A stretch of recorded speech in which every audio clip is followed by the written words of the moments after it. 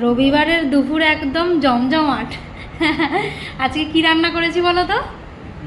ইয়াকনি পোলাও বলছে তো। হ্যাঁ, আজ অনেকবার 2-3বার মতো বিরিয়ানি রান্না করেছি, যার জন্য এবারে ভাবলাম একটু ইয়াকনি পোলাও বানাবো।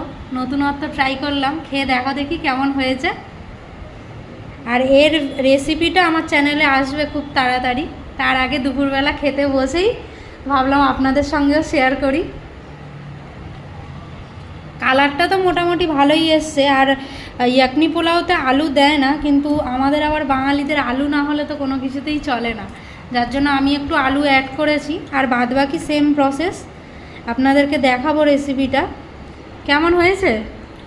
খুব সুন্দর একটা ফ্লেভার, মাইল্ড ফ্লেভার, দারুণ লাগে। এমনি তো ইয়াকনি পোলাও খুব হালকা হয়, প্রচণ্ড হালকা।